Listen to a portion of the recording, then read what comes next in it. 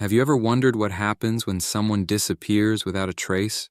Sydney West, a 20-year-old woman, was last seen walking across the famous Golden Gate Bridge, surrounded by dense fog. The final moments of her life remain a mystery, and her family is desperately searching for the truth. What seemed like a perfect family was suddenly thrust into a world of uncertainty and despair. Thanks for subscribing and liking this video. Now, let's begin. Sydney West was born on July 11th. She was the eldest daughter of Jay and Kimberly West, who also had another daughter named Faith. The family spent most of their lives in Pleasanton, a small town with a population of 70,000 people. It was a quiet and cozy place. Friends and family described Sydney as a cheerful and kind person who could easily uplift those around her. She was not only intelligent but also outgoing. From an early age, she showed a deep appreciation for nature, particularly trees. She even convinced her mother to start composting food waste. In school, Sydney excelled academically and was a talented athlete, enjoying volleyball. In 2017, while still in high school, she and her family moved to Chapel Hill, North Carolina. In Chapel Hill, Sydney continued her studies at high school, where she became the captain of the volleyball team. After graduating, she started playing beach volleyball and immersed herself in the arts. She loved writing, drawing, and painting, but her true passion was music. Sydney often performed in bars, singing songs she had written herself. In fact, her music can still be found online. She graduated in 2019 and decided to take a gap year to reflect on her future and find herself. During this time, she started a personal blog where she shared her thoughts on anxiety and depression. Later, she traveled to Australia to continue playing beach volleyball and also attended a retreat in Mexico. Meanwhile, her parents hired a college admissions consultant to help her apply to universities in the U.S., including Harvard, Princeton, Cornell, Brown, the University of Pennsylvania, Columbia, and Dartmouth. Reports suggest that Sydney's parents spent over $20,000 on consulting services and other application expenses. The year before, she had not been accepted into any of these institutions despite her outstanding grades, so they were willing to invest more to increase her chances. However, even with these efforts, Sydney was once again rejected by all of the prestigious universities, which greatly disappointed her parents. It is said that her father was so frustrated that he smashed her phone with a hammer. Despite these setbacks, Sydney was accepted into the University of California, Berkeley. She planned to study there until she could transfer to a university she found more suitable. However, her parents did not support this decision. They preferred that she stay in North Carolina and attend a local university, primarily because it would be significantly cheaper as she would qualify for in-state tuition. Additionally, she was supposed to intern at the company where her father worked. Nevertheless, Sydney was determined to go to Berkeley against her parents' wishes. They told her she could go if she wanted, but they would only cover the amount they would have spent if she had stayed in North Carolina, which was $10,000. While this was a substantial sum, it was far from the nearly $70,000 required for tuition and expenses at Berkeley. As a result, Sydney considered taking out a student loan and started an online store to sell some of her belongings to raise money. On July 4, 2020, during the U.S. Independence Day celebrations, the West family went to a lake to swim and enjoy the holiday. Everything was going well until Sydney decided to jump into the water from a pier, resulting in a serious concussion. She needed time to recover, but by August 2020, she moved to Berkeley, California to begin her studies. At Berkeley, Sydney participated in a freshman program designed to help students adjust to university life. It provided an opportunity for new students to meet others, take introductory courses, and become familiar with the campus. Sydney had not yet chosen a major but was leaning toward medicine, though she was unsure if that was the right path for her. Adjusting to university life was challenging, She had certain expectations, but encountered a completely different reality. In August 2020, the world was facing a global health crisis, leading to strict campus regulations. The semester began with mass virus testing, strict quarantine measures, and constant health monitoring. California had some of the strictest lockdown policies, meaning that students could not live normal college lives. They stayed in dorms without roommates, each having their own room. They were not allowed to have visitors and could only interact with 12 other people in their building. All classes were online, but due to her concussion, Sydney struggled to spend long hours in front of a screen, often suffering from severe headaches. This made studying extremely difficult as everything was conducted remotely. Ultimately, Sydney decided to take a leave of absence to fully recover and planned to return in 2021. Since she was on leave, she was not allowed to stay in the dorms. She did not want to return to North Carolina to live with her parents, so she stayed in California. She spent a few days at her uncle's house and even stayed with friends while figuring out her next steps. On September 29th, Sydney traveled to San Francisco and checked into the Hilton Hotel in the financial district. That afternoon, she had a final phone conversation with her father. They talked for nearly 2 hours, and according to him, the conversation was warm, and they both expressed how much they missed each other. During the call, Sydney mentioned feeling disappointed in herself and even said she felt like a burden to her family. Her father urged her to return home so she could be closer to them, but she refused. The next day, Sydney's father was also in California for work, specifically in San Diego. He had planned to meet with Sydney to convince her to come home, but that meeting never happened. They had agreed to talk again the following day, but after their last call, Sydney never answered his calls again. On the morning of September 30th, Jay woke up around 7 a.m. and immediately checked Sydney's phone location, but he could not track it. Both Jay and his wife, Kim, had access to Sydney's phone tracker, social media accounts, and bank account. When they could not locate her, Jay called Sydney multiple times, but his calls always went to voicemail. He also called Kim and asked her to check Sydney's social media and emails for any clues about her whereabouts. Kim found nothing unusual except for one strange detail. Sydney had stayed at a hotel in San Francisco, something her family did not know about, as they believed she was staying with a friend. Kim also noticed that Sydney had booked an Uber early that morning, around 6:30 a.m., to take her from the hotel to Crissy Field, a park located beneath the Golden Gate Bridge in San Francisco. The park is known for its recreational spaces, including biking, jogging, and yoga. Upon discovering where their daughter might be, Jay decided to head to Crissy Field in an attempt to find her. He spent several hours searching for Sydney, but without success. The following day, on October 1st, Jay returned to North Carolina, where he and Kim contacted the police to report their daughter's disappearance. Authorities in North Carolina quickly reached out to law enforcement in California to inform them about Sydney's disappearance.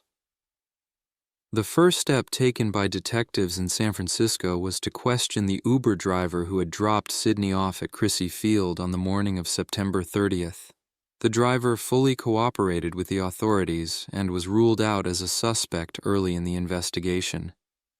A hotel doorman who had seen Sydney get into the car stated that she appeared completely normal at the time. Both the doorman and the driver described Sydney as friendly and polite, emphasizing that she was a sociable person. A few days after she vanished, Sydney's backpack was discovered at Crissy Field. It had been hidden behind some bushes as if someone had deliberately tried to conceal it. Initially, police suspected it might have been stolen and then discarded. However, Sydney's belongings, including valuable items like her laptop, remained untouched, leading investigators to consider the possibility that she had intentionally left the backpack there herself. Inside, they found not only her laptop but also several of her drawings, colored pencils, notebooks, and clothing. Detectives then analyzed surveillance footage from the Golden Gate Bridge area.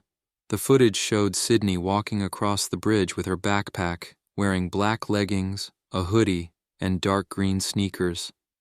She also had on glasses, and her long hair was tied up in a bun. At some point, she turned around and ran back toward Crissy Field as if she had forgotten something. Investigators believe this was when she hid her backpack among the bushes. When she reappeared on camera, she was no longer carrying the bag. Only her phone and headphones remained with her. The last known image of Sydney was captured by another camera on the Golden Gate Bridge. That morning, thick fog made visibility difficult for surveillance cameras. After that sighting, no additional footage of her was recorded, as if she had disappeared into the fog. To assist in the search, her family hired a private investigator named Scott Dudek. Alongside Jay, Sydney's father, he spent countless hours reviewing bridge surveillance footage, scrutinizing every detail. However, after Sydney's second appearance on camera, there was no further trace of her. According to authorities, since September 30th, there had been no activity on Sydney's bank accounts or social media. Her phone and headphones, which she had with her that morning, disappeared along with her.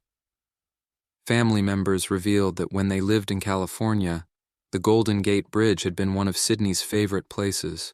She enjoyed running and exercising there, as well as taking photographs of the scenery. The San Francisco Police Department actively searched for Sydney, adding her information to the National Crime Information Center database. The case was assigned to the Missing Persons Division. The fact that she was seen entering the bridge but never seen leaving it led both law enforcement and the public to speculate that she might have taken her own life. However, Sydney's family refused to believe this theory. They completely rejected the idea that she would have committed suicide. While the Golden Gate Bridge is famous for its beauty, it is also known as a site where many people have ended their lives. Reports indicate that since its opening in 1937, more than 1,800 individuals have taken their own lives there. Some of Sydney's friends claim that just days before she disappeared, she had already attempted to end her life on that very bridge. Security agents patrol the bridge, trying to prevent such incidents. On September 26th, one of these agents reportedly spotted Sydney preparing to jump. He managed to intervene, and she was taken to a psychiatric hospital for evaluation. When Sydney's parents learned about this, they asked that she be kept in the hospital for an extended period. However, under California law, a person cannot be held in a psychiatric facility against their will for more than 72 hours unless a court order is issued. As a result, Sydney was discharged on September 29th. She refused to return to her uncle's house or stay with friends and instead checked into the Hilton Hotel in San Francisco. She vanished the day after being released from the hospital. Her family created a social media page called Find Sydney West to gather information and raise awareness. Soon they began receiving strange anonymous messages from people claiming to be Sydney's friends and acquaintances. These messages accused her parents of deleting comments that suggested Sydney had taken her own life. The messages also claimed that Sydney had struggled with mental health issues and felt overwhelmed by family pressures. As previously mentioned, Sydney's parents strongly denied the suicide theory, stating that it made no sense to them. Other reports alleged that Jay and Kim had deleted social media posts written by Sydney that hinted at her struggles with depression. Even the poetry blog Sydney maintained was reportedly missing several entries. Another unusual detail was that Sydney had kept a second phone hidden from her parents. This phone was found inside her backpack, which had been stashed in the bushes at Crissy Field. Reports suggested that Sydney would remove the SIM card from the phone her parents knew about, insert it into her secret phone, and go out, making it harder for them to track her. She also reportedly left her official phone connected to Wi-Fi in her dormitory whenever she went out, making it seem like she was still at home. Her parents had no idea she was elsewhere. Sydney also had a Reddit account, which her parents were unaware of until recently. Additionally, she maintained secret social media accounts, including an Instagram account that her parents had no access to. Sydney never added her mother as a friend on Facebook and had once changed her password to prevent her from spying on her online activity. Reports also indicated that when Sydney was a teenager, her father had kicked her out of the house multiple times due to poor grades. As a result, some of her friends had taken her in for a night or two. However, the family denied all of these allegations, insisting that no second phone had been found in Sydney's backpack. Authorities continued to lean toward the theory that Sydney had taken her own life and that her body simply had not been recovered. As previously noted, her family strongly disagreed with this conclusion.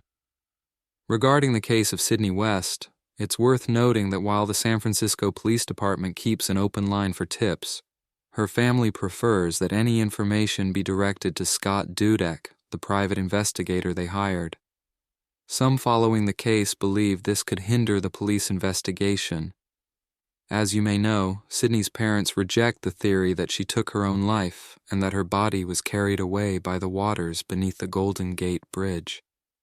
Instead, Scott Dudek is pursuing a different line of investigation, suspecting that she may have been abducted or simply run away and doesn't want to be found.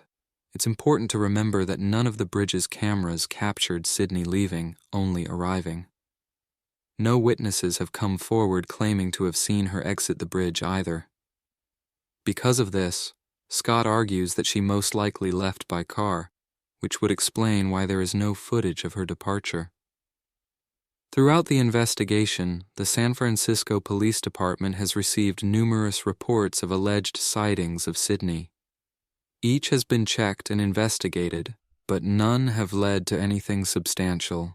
Detectives working on the case have not disclosed many details, stating only that there is no evidence indicating Sydney was the victim of a crime. She remains officially missing, and her family urges anyone with information to come forward.